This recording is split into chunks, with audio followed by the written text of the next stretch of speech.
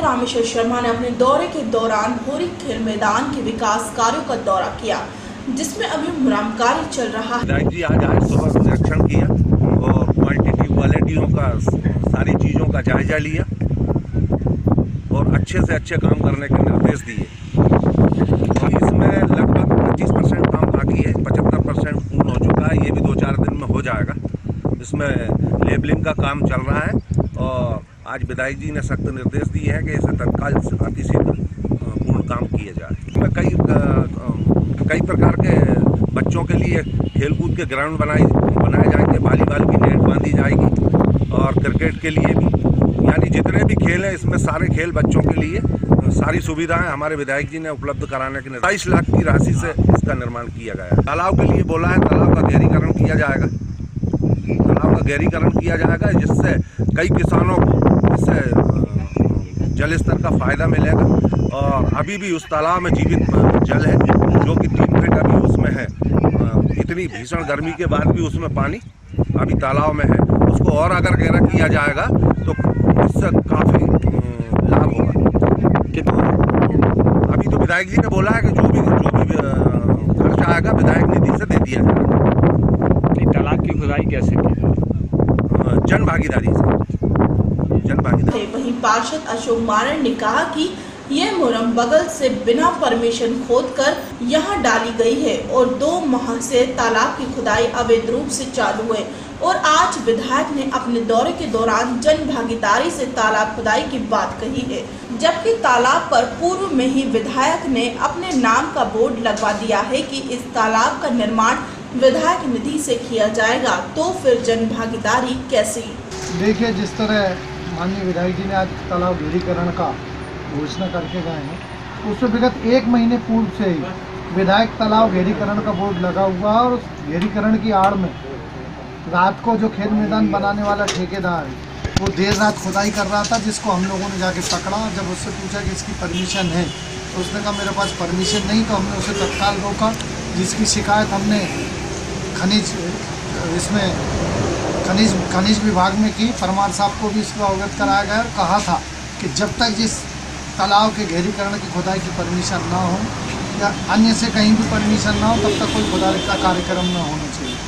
पर उस जिस अंदाज में ठेकेदार खोद रहा था, उस पर कहीं ना कहीं विधायक के लोगों का संरक्षण उसको प्राप्त था, जिसको हमने रात को 10:30 बजे रोका।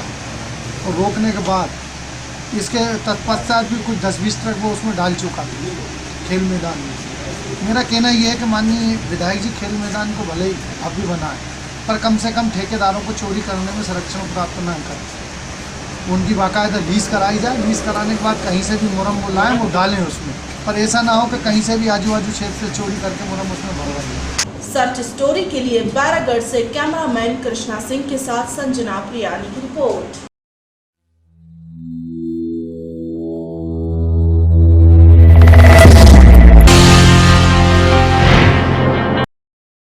मध्य प्रदेश के कटनी कोतवाली थाना क्षेत्र के पौष इलाके गर्भ चौराहा में सड़क के किनारे करोड़ों रुपए कीमत की जर्जर बिल्डिंग जो चौहान परिवार और उर्मिला परिवार के नाम पर थी, जिसमें वर्षों से किराएदार रहते आ रहे थे। चौहान परिवार के हिस्से की बिल्डिंग शहर के प्रतिष्ठित नान गठानी पूर्व पार्षद संतोष अग्रवाल तथा प्रियंका अग्रवाल ने वर्ष 2010 और 11 में खरीदी थी। तभी से मकान मालिकों और किराएदारों में खाली कराने को लेकर विवाद उत्पन्न हुआ और तभी नए मकान मालिक नान गठानी संतोष अग्रवाल प्रियंका अग्रवाल ने उक्त बिल्डिंग में रहने वाले किराएदार तथा दुकानदारों से परिसर खाली कराने के लिए एक जनहित याचिका मध्य प्रदेश उच्च न्यायालय जबलपुर में प्रस्तुत की, जिसमें माननीय न्यायालय में 6 सितंबर 2016 को आदेश पारित कर आयुक्त नगर निगम कटनी को डायरेक्शन दिया था, जिस पर आयुक्त नगर निगम ने दोनों पक्षों की सुनवाई उपरांत उक्त बिल्डिंग को गिराने का आदेश क्रमांक 484 9 फरवरी 2017 को दिया, जिस पर कार्यपालन यंत्री नगर निगम ने 5 मई 2017 को आदेश जारी कर बिल्डिंग को 10 मई 2017 को गिराने के लिए आदेश किया और मौके पर पहुंचकर बिल्डिंग गिराना शुरू कर दिया। मामला मकान मालिक और छोटे किराएदार के बीच था, पर करोड़ों रुपए की संपत्ति व हाई प्रोफाइल व्यक्तियों के होने के कारण नगर निगम के कर्मचारी, अधिकारी व जिला प्रशासन के अधिकारी सभी मौके पर मौजूद थे। इससे ऐसा लगता था कि नगर निगम अपनी संपत्ति खाली कराने के लिए खड़ा है। ऐसे शहर में कई जर्जर भवन है, पर उन पर नगर निगम के अधिकारियों की नजर नहीं पड़ती। अब ये बताएं, ये जो टूट रहे हैं मकान किसके आदेश से टूट रहे हैं? ये माननीय उच्च न्यायालय के आदेश से टूट रहे हैं। ये अत्यंत जर्जर मकान है जो आम पब्लिक के लिए रास्ते किनारे होने का खतरे का कारण बने हुए हैं। बहुत पहले से जर्जर है। उसमें लोगों ने याचिका भी लगाई थी कि ये गिर सकते हैं।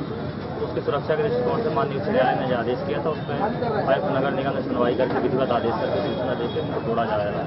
और ये जो उसमें किराएदार भवन जो थे पूर्व में, उनके लिए कोई व्यवस्था हुई क्या? हाँ, इनके सबके पास वैकल्पिक मकान है और उनको हम सहयोग करके उनका सामान रखवा रहे हैं, निकल नीचे उतरवा रहे हैं और अपने मजदूर दे रहे हैं कि आप सुरक्षित अपने काम किसके तहत की जा रहा है? नगर निगम द्वारा इस भवन को खतरनाक घोषित किया गया है जो मानव आवास के लिए उपयुक्त नहीं है। इस संबंध में जो इसमें निवासरत व्यक्ति हैं, परिवार माननीय उच्च न्यायालय में गए थे और उस याचिका में निर्णय नगर निगम के लिए दिया था कि आयुक्त नगर निगम इसमें सुनवाई करके निर्णय पारित करें। तो इनमें सुनवाई की गई इनकी और निर्णय पारित किया गया हटाने के संबंध में। तो आज इसे हटाने की कार्रवाई की जा रही है। कितने लोग हैं इसमें, यानी कितने लोग? इसमें अभी 3 परिवार अंदर हैं जिनको निकालने की कार्रवाई की जा रही है। महिला, पुलिस और प्रशासन की टीम साथ में है। जैसे ये खाली हो जाता है तो ये खतरनाक भवन को गिरा दिया जाए। ऐसे कटनी शहर में और भी जैसे कि जर्जर मकान है तो उनको भी तोड़े जाएंगे क्या? अगर वो कटनी शहर में जर्जर भवनों की जो सूची तैयार की गई है उसको अखबार में प्रकाशित किया जा रहा है और उसमें दावे आपत्ति बुला के अगर कोई भवन एक्स्ट्रा होगा तो उसको जोड़ा जाएगा और जहां टूट के नया मकान बन गया हो उसका नाम उसमें से कम किया जाएगा। तो उस सूची के प्रकाशन के पश्चात पूरे शहर में इस प्रकार के भवनों पर कार्रवाई की जाएगी। अभी तक कोई विवाद का कारण कुछ यानी कि सामने आया क्या? अभी जो उसमें निवासरत हैं, कुछ महिलाएं भी हैं, तो शुरुआती तौर पर कुछ विवाद किया है, लेकिन अब सहमत हो गए हैं और उनको सामान निकालने की कार्रवाई की जा रही है। सर्च स्टोरी के लिए मध्य प्रदेश कटनी के लिए यश खरे की रिपोर्ट।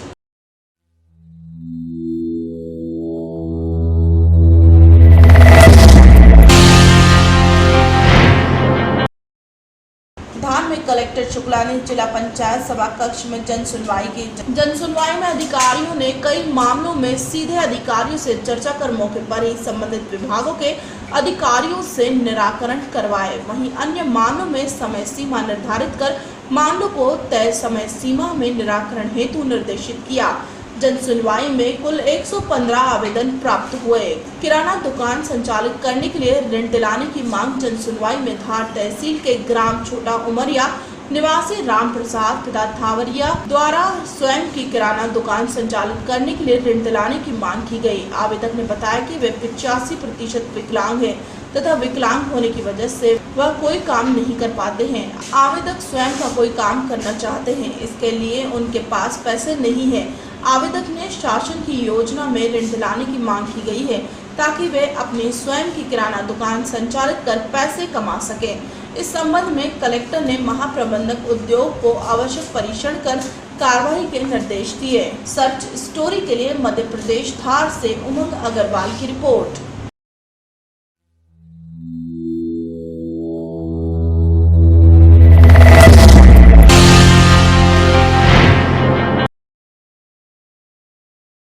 मध्य प्रदेश धार में आम आदमी पार्टी के प्रदेश संयोजक आलोक अग्रवाल का कहना है कि मध्य प्रदेश में मोटी चमड़ी वालों की सरकार है। इस पर किसी घटना का असर नहीं पड़ता।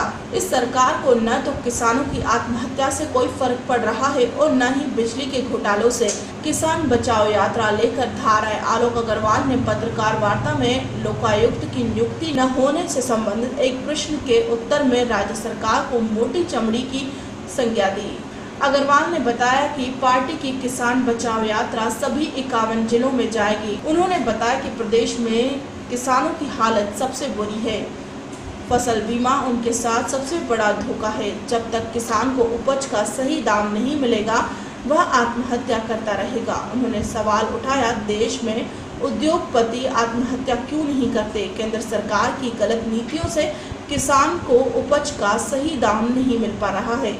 जब तुअर की फसल एक बार तैयार हुई, सरकार ने ऑस्ट्रेलिया से तुअर आयात कर ली, इससे इसके दाम गिर गए। इस तरह सोयाबीन का तेल आयात कर सोयाबीन पैदा करने वाले किसानों की कमर तोड़ दी।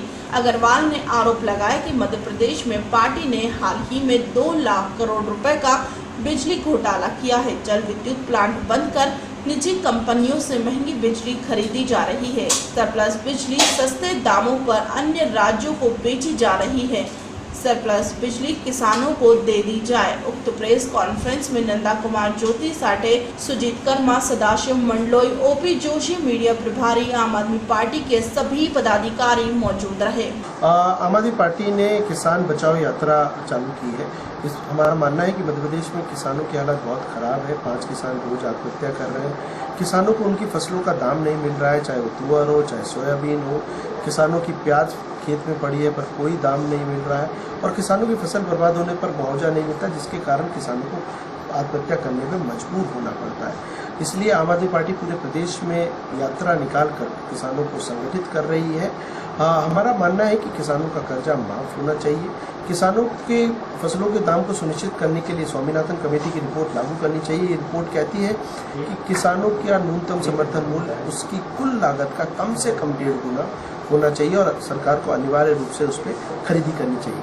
आज मध्य प्रदेश में बिजली की ज़रूरत से दुगने से ज़्यादा बिजली उपलब्ध है, इसलिए किसानों को कम से कम 18 घंटे बिजली देनी चाहिए और किसानों की फसल खराब होने पर, जैसा कि दिल्ली की अरविंद केजरीवाल सरकार ने किया है, कम से कम 20,000 रुपये एकड़ का मुआवजा दिया जाना चाहिए। आम आदमी पार्टी का मानना है कि वर्तमान जो सरकार है उसको कोई चिंता इन करोड़ों किसानों की नहीं है जो इस देश का भविष्य बनाता है और आम आदमी पार्टी ठोस रूप से मांग करती है कि तत्काल ही शिवराज सिंह चौहान इस पर कार्रवाई करें, नहीं तो 2018 में उनकी सत्ता को हटाकर आम आदमी का राज लाया जाएगा और किसानों की सभी मांगें पूरी की जाएगी। सर्च स्टोरी के लिए मध्य प्रदेश धार से उमंग अग्रवाल की रिपोर्ट।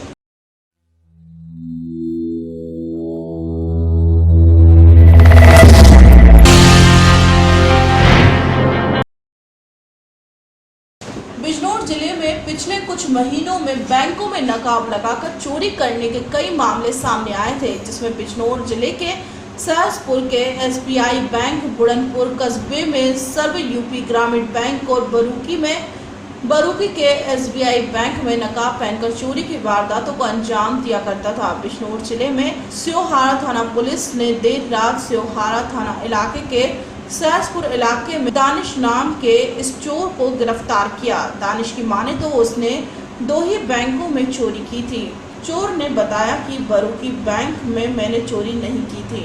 उधर SP बिजनौर अजय कुमार साहनी ने बताया कि बैंकों में हुई कई चोरी की वारदातों को अंजाम देने वाला नकाब चोर को पुलिस ने गिरफ्तार किया है। पुलिस ने चोर के पास से चुराए हुए 2,500 रुपए, एक तमंचा बरामद किया है। उक्त चोर शातिर चोर है और इसके टारगेट पर जिले के बैंक ही रहते थे। पकड़ा गया चोर मुरादाबाद जिले का रहने वाला है।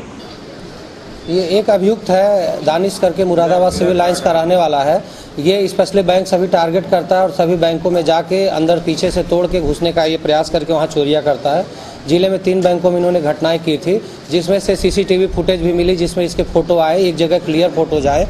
उसी आधार पर SWAT टीम ने इसको गिरफ्तार किया है और इसको हम लोग जेल भेज रहे हैं। ये सब बरूकी SBI बैंक का CDR उठा के ले गए थे, क्या उसकी भी कोई जानकारी थी इसमें? हाँ जी, इसमें 3 बैंकों की चीज़ें हैं। असल में वहाँ पे जो है वहाँ भी कोई फुटेज नहीं आई थी बरूकी में।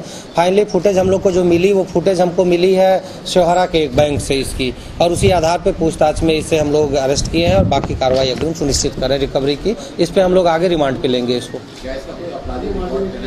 नहीं, अभी तो कोई आपराधिक रिकॉर्ड ऐसा सच नहीं हम लोग को पता चला। मुरादाबाद से हम लोग संपर्क में है, वहाँ से पता करेंगे। लेकिन यह है कि बैंक में जो फुटेज थी उससे इसके फोटो की और चेहरे की मिलान हो गई है। वो फोटो भी आप लोग को उपलब्ध करा देंगे। अभी तो जो फुटेज बैंक में आई है वो एक ही व्यक्ति की आई है, मुंह पे थोड़ा सा रुमाल बांधे हुए टार्च लेके, मोबाइल की टार्च जलाते हुए। तो उसमें अकेला ही फुटेज पे आया है जिसमें ये व्यक्ति है। बाकी से पूछताछ में हम लोग देखते हैं और भी कोई इन्वॉल्व है या नहीं। सर्च स्टोरी के लिए बिजनौर से फैजल खान की रिपोर्ट।